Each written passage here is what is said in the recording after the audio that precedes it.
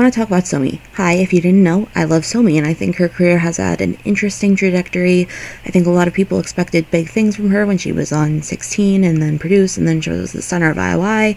A lot of people kind of look at her as if she's fallen off, though, and I disagree. I think we can look at her title track music videos and see where her and her brand's strengths and weaknesses lie, but I also want to emphasize how, after Fast Forward, I'm really excited for whatever direction she goes in next. I'm hopeful she will be big, whether you think she currently is or is not. First of all, we need to talk about Birthday. The video starts with the camera rising, but not from a place we can recognize, as if we are simply rising from the unconscious. After all, she's waking up and dreams are associated with the unconscious. But the scene she wakes up in, the fashion, the props, everything is so bright, as if she has nothing to worry about in the realm of anything Freudian. There's a whole lot of materialism with so many props, so much to visually take in, almost capturing the abstract nature of music and birthdays in a tangible manner. Again, not so much a strength of herself, but definitely of her creative team. It was clear they knew how to capitalize on her brand and make a video with surprising depth. On Somi's end, the music video also involves a lot of hand movements, which makes the video seem controlled. It was necessary to balance out her outlandish facial expressions. After all, but neither aspect diminishes the other, making her appear just as charismatic as we know her to be. And What You Waiting For? Somi has the exact opposite approach. It's genuinely the clearest example of maximalism versus minimalism that I've ever seen. No hand movements, no facial expressions, yet the video is not understated but abstract, with so much going on around Somi. A departure from Birthday, but not a bad one, because it made us realize how strong Somi's brand recognition is. Dum Dum, my sweet baby, my heart in a song. If my heart in a song wasn't actually just the Winx Club theme song. I've talked about the song before. You're not going to find that video because it was a collab with someone who steals most of their content from Reddit. That was fun to learn. But anyway, what I said in that video was that the song is deceptively cerebral because of how it plays on the epistemological versus the ontological self. As such, it makes the video sense the video has a lot of parallels, specifically Somi as a child versus her as a young adult, and her as an angel versus her as a devil.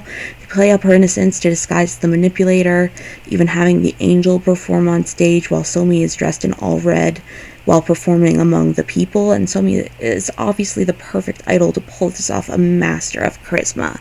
Then there's XOXO, where I think they truly made a mistake. Throughout the majority of the video, Somi's view is distanced and without any expression. Some of the shots are head-on, but most are taken from the side, and they didn't take the unique approach in a smart way, like with What You Waiting For.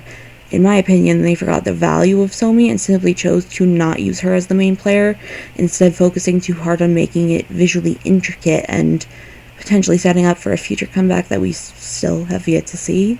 Fast Forward does it right. Fast Forward functions really well as a Somi music video, utilizing her strengths and fine-tuning what were previously weaknesses. For example, not looking directly at the camera is used in an effective manner. She's looking down while surrounded by people, suggesting she simply cannot withstand the other. She also breaks a window when we can't clearly see her, but she throws a guy through it. She destroys something that says always open while retaliating against touch, and that says a lot about her mental state. She's trying to find herself. That's why she embodies different people who don't seem to be embarrassed while doing an outlandish dance. There are two worlds presented in the video, but what matters is making herself feel more real rather than doing too much world building in either dimension. She ends up seeing her reflection in a rectangle of water, suggesting life has her in a box, but she can still find herself.